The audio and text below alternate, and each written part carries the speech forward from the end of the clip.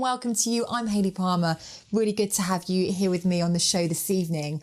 Now, my special guests are, I'm very excited for this, it's Sinéad and Lindsay from Bewitched. Yes, I am very, very excited for this.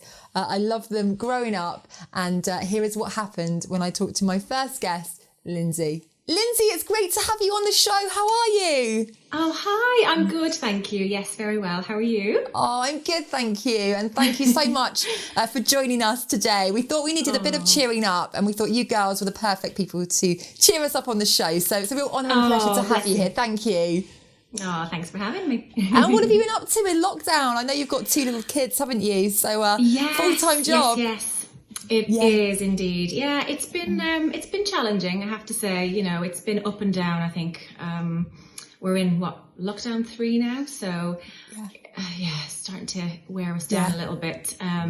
Trying to think of things to do indoors and just keep the kids occupied and think of new things to cook, and it's just like, oh my gosh. Well, I could just about look after myself, Lindsay. So I don't know how you do it. So hats off to you. But you know, there's been nice moments as well where you kind of think, well, gosh, we're really getting a chance to have some quality time together. And, you know, we would never get this normally, you know, even because my husband's working from home as well. So he can just pop down when he's having his lunch and say hi to us. And, you know, it's nice. Those little things you have to kind of focus on, isn't it? Yeah, they go a long way, don't they? Well, we're going to play out on the show, first of all. C'est la vie, of course we are. A favourite here on the show. I mean, you girls got a number 1 with this straight away. How did that feel when you got that number 1? Wow, it was quite surreal, actually. I suppose we'd done a lot of groundwork beforehand, before releasing the single. So we'd done lots of nightclub gigs and schools tours up and down the country, so many interviews, photo shoots and all that kind of thing. And I think when the song got released, we really didn't know what to expect. There was no kind of indication or anything like that. But when we got our midweek chart position, so on a Wednesday, you get an indication of how how the record is doing. And I remember our producer at the time, Ray, he picked up the phone and he had the call from the record company. And he didn't give anything away on his face, but we were there with him, and we just saw him saying, yep, okay, all right, I'll tell them. He hung up and then he went, number 1! We were like, ah! Yeah. So it was a hair-raising moment, I have to say. Yeah, really special. And it's still so well known today. I mean, when we were allowed to go into clubs, you know, they put that on, and as soon as the Irish dancing bit comes on, everyone's had a few drinks and they just really go for it, including myself. I'm, not very good at it, Lindsay, but I do try. I'm not very good at it either. No, absolutely. And people just, it's amazing how it really has stood the test of time. And I'm quite kind of proud, I suppose, to say that it has become a pop classic. But yes, we've had an awful lot of stories told about people who've had injuries on that Irish dancing bit, because as you say, people tend to have had a few drinks by then when the song comes on, and it's just like everyone thinks that they can Irish dance in high heels, and it really is not that easy. That's a skill. So, that is definitely a skill in high heels. Well, we're going to play it out on the show now. I want to dedicate it to Phil, my boss on the station, because he likes this song. So this one, Phil, is for you, and Lindsay and I will see you after. Some people say I look like my dad. What? Are you serious? Now, Lindsay, I want to rewind, because how did everything start for you? Is it right that you had a sort of a musical background? Yeah, I did actually. I was always musical growing up. I used to play the piano and guitar, and I started writing songs when I was about 13. And then I met the girls when I was 18, and we just hit it off. And before we knew it, we were being introduced by Louis Walsh, actually, who introduced us to our manager over in London, Kim, and she then got us over to the UK, and we met up with record companies, and before we knew it, we were signed up and then started writing with producers, and then C'est la vie was born. Yay! Well, brilliant stuff. We're going to play out on the show your next number 1, which happened 4 months after C'est la vie, Roller Coaster. I mean, you girls must have been on such a high. Another number 1, right? Yeah. Oh yeah, we couldn't believe it. I mean, C'est la vie was such a surprise. So when Roller Coaster went in at number 1 as well, we were just could not believe it. We were over the moon. So excited. Yeah, wow. Well, it's pretty exciting here on the show. I know we all love to do the dance routine. So everyone, hands in the air. Here is Roller Coaster, and we'll see you after this.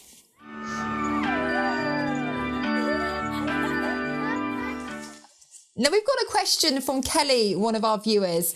She would like to know, in relation to the band, is there anything that you would love to do again? Oh, wow. What a question. So many things. I think one of the things that I really thoroughly enjoyed was touring America, touring the States, because we got to ride on a tour bus, and we used to go asleep on the tour bus, and then we'd wake up in a new state the next morning and perform that day, and then get back on the bus. And it was like really kind of rock and roll. So I think I'd love to do another kind of month-long tour of the States. That would be so cool. Yeah. And I mean, it's just brilliant that you guys made it out there as well. Yes. You know, absolutely incredible stuff. We're going to play out a version of Does Your Mother Know? This was you guys live in Dublin. Another feel-good song for the show this evening to cheer us all up. Enjoy, and we'll see you after this.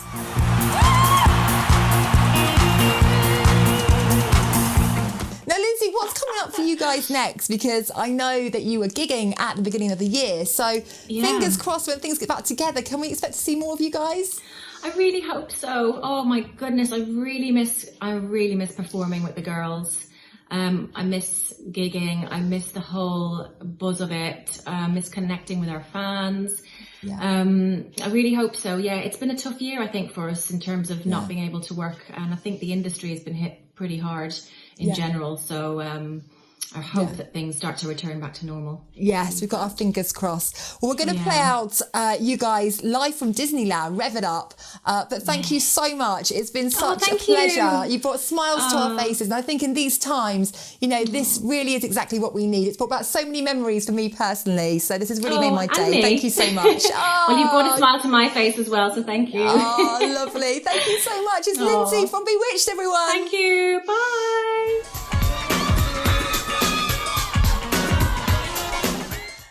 Sinead, it's great to have you on the show. How are you? Oh, it's so lovely to get the hair done and put a bit of makeup on and have a lovely chat with you, Hayley. Oh, I know the feeling. I've been in my tracky bottoms today. My hair a mess, but actually sometimes, especially in lockdown, you just got to make yourself feel good and play good music, which is what we're enjoying tonight on the show. So thank you for being here. Oh, you're more than welcome. I know. I've got the radio on in the morning and I'm coming down listening to all these songs that, like, when I was about 20, a bit of Diana Ross was on this morning, and it's kind of just takes you back, and it's so nice to kind of, music is just such an important part of, you know, of everybody's lives. It has, you know, current situation, nostalgia. It brings back so many different memories for different, you know, different things in our lives and different stages, I suppose. Yeah, honestly, music, I just play it the whole time. And especially in these times, I've been putting on the feel-good songs, and you guys have really helped me through, because as soon as you hear Bewitched songs, you can't feel sad, can you? They all just make you feel really good. I know. Even if you are kind of kicks you, pushes you out of that zone. Yeah, absolutely. Well, we're going to go into a song, To You I Belong. This gives me goosebumps. It's just a beautiful song, isn't it? Do you know what? It's actually a really special song. We wrote that song about our parents. It was for the first album, and it was a song that we kind of wanted to dedicate to them, that they were, you know, they gave us such support when we were younger and during the early stages, you know, of the band. And, you know, so every time we perform it, we always have them in the backs of our minds that it was a lovely opportunity to kind of to do that. So it's a really, and it was our first slow song that we released as well. So we had kind of done the fast ones and the really poppy ones, so it was a completely different song for us to do, and it was quite haunting and things like that. So it was lovely. Yeah, well, it's just stunning. Let's check out the video and we'll see you after.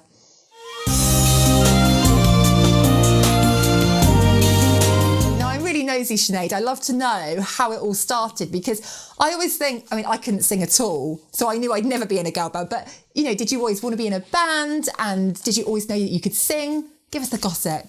Oh God, so how Bewitched came about, and it's actually, I was only speaking about this the other day to somebody, and it actually seems on paper that it shouldn't have happened. Obviously, Edel and Kiwi are twins, so they knew each other growing up. But I lived in Kildare and I wanted to do musical theatre. So I had studied that in college, went to London, and I was doing it over there. And I said, I've come back to Ireland. I didn't get a scholarship for the following year. So I said, well, I'm just going to do, you know, theatres in Ireland. And I started to kind of work in that kind of industry that here. And there was a centre in Dublin called Diggs Lane, and it was a centre where like Riverdance rehearsed, all of these people that were in different kind of drama groups, theatres, everybody kind of rehearsed there. And it was while I was there, I met Kiwi, which I didn't realise was a twin. So I was, you know, chatting to Kiwi about this, that and the other. And, you know, then I started to talk to Edel. And she's like, why is this weirdo talking to me and telling me all her life stories?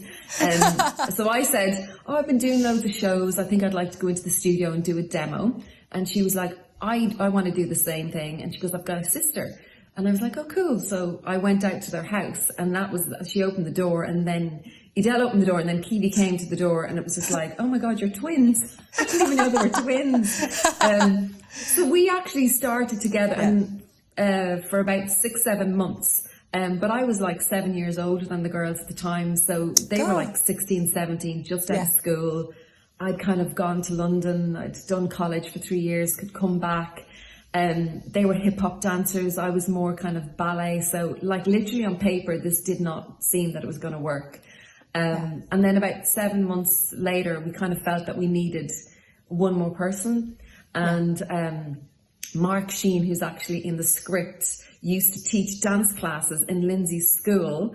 And he said, and another guy called Graham Cruiser, that there's this girl out there. She's really good. She plays guitar. She looks beautiful. And she can sing. So we kind of just interviewed her as such. And that was it. She was in the band. But she'd grown up in Greece and only moved to Ireland when she was about 17. So it just, you know, one of those things where everybody kind of comes together, and it was, you know, meant to be. But I always knew I'd perform and be on stage. It was definitely a thing that I definitely saw in my life. Always in and you. Also to travel the world. I always wanted a job where I could travel the world. And I got to do both, so. Winning. Yeah, that was great. Love that. We're going to play out your next song, Blame It on the Weatherman. Now, this is your the first ever act to have your first 4 singles all debut at #1 in the UK at this stage. And you still remain the only girl group to do so. What an achievement. I know, because people think it's the Spice Girls, but Wannabe went in at #3. So, and then the following week it went up to 1. But yeah, what an achievement. I mean, I love Weatherman. I love this song. It's probably one of my favourites. And I never get tired of performing it and, you know, doing it on stage. It just felt a little grown up, I suppose, coming from the C'est La Vie start. And then, you know, we have a nice finish of the first album with Blame It on the Weatherman. So, love this song. Well, we love it here on the show too. Here it is. And we will see you very shortly. It's just... We've got a question from one of our lovely viewers, Mandy. She wants to know, what is the funniest thing that has ever happened on stage? Oh, hi, Mandy. Good question, actually. Do you know what, actually? It was recently when we did the big reunion with ITV about 7 years ago. And we were on tour. And we were coming out on stage. So we were right up at the top on this kind of box. And it was where 911 kind of popped out and they just appeared. So we were standing on that. And I literally, in one of the songs, I literally walked and my whole leg just, like I fell. I had one leg up and one leg down. It was just like, and then Scott from 5 thought I was messing, and he was just like, oh my God, what happened? Were you actually serious? I was just like, but actually I got such a fright. Yeah. It was, but you know, those things are one of those, you can kind of laugh about it afterwards. Yeah. You've got to laugh about it afterwards. Love that. Well, we're going to play out Jessie Hold On. Now, this got to #4, and I mean, that's pretty good, isn't it? But I guess the pressure was really on for those #1 singles, wasn't it? Yeah, the pressure was on for those singles. I think because just before Jessie, we had spent about a year in America. So unlike where you release songs, you have to be in that territory, where we had kind of moved away from the UK and Europe. So by the time we came back, you know, you had other bands that were kind of there, and, you know, the fans sort of moved because there's not that social media there is today where you can just release worldwide. Yeah, things have changed so much. Yeah, totally. So I think You know, I mean, I think it's a great song. I loved the song. We filmed the video in Mexico. It was like so super hot. We're in the middle of a desert, but it was like a really, really beautiful video. And I love performing this as well on stage because it never feels like it never dates, because it's a bit of like Shania Twain. You know, that's got that vibe to it. And everybody likes another like hee-haw type thing. So yeah, it's a really good one to perform. Yeah, well, if only we were out in Mexico right now, sunshine. We need it. We need it. We're going to be so jealous of this video. And we're going to play it out to you. See you shortly.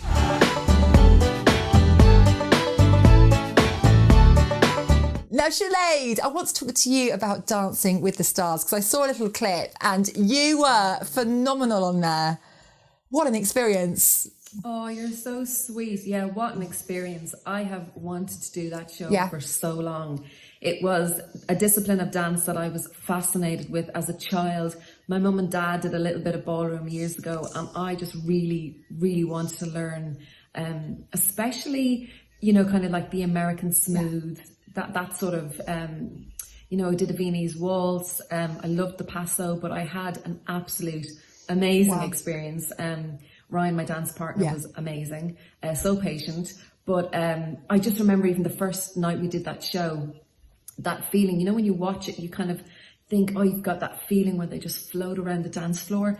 And I so did. It was like pure joy. It was just like, oh my God, this is what it feels like. And it was just one of the most amazing experiences, like of my career. Oh, and the costumes just look absolutely stunning. Just like, the costumes, the makeup, the hair, the amount of effort that goes into making a program like that. Like, it's just, there's so many people involved. And you meet so many wonderful, talented people, and you just become, it's so intense as well, and you just don't want it to end. It ended, and about 2 weeks later we went into lockdown. So I had all these plans that I was going to kind of compete in a non-professional ballroom, you know, competition, but I haven't put my shoes on, unfortunately, since then. Yeah, so hopefully things will get back to normal-ish. And we hope to see you guys together as well performing, because I know you were gigging at the beginning of the year, weren't you? I know. Yeah, we were. I haven't seen the girls in over a year. It's really bizarre. And it's just so unfortunate like that. The whole industry has just, you know, kind of collapsed really. So, fingers crossed everything can resume. Yes. Hopefully. Yes. You know, yes, we have our fingers crossed here on the show. Well, we're going to play out If It Don't Fit In, which is you guys in concert. But Sinéad, it has been such a pleasure. I could talk to you all day. Thank you so much for coming here on the show and making us smile. And that's the most important thing at the moment, and playing out your songs. So it really is an honour to have you here. It's Sinéad from Bewitch, everyone. Oh, thanks, Hayley. Take care. Mwah. Bye. Oh, we've now come to the end of the show. Huge thank you to Sinéad and Lindsay for being amazing guests on tonight's show. And wow, what a show, a Bewitched special. Just brilliant. Thank you so much for tuning in. We're going to leave you with We Four Girls, and I'll see you same time, same place next week.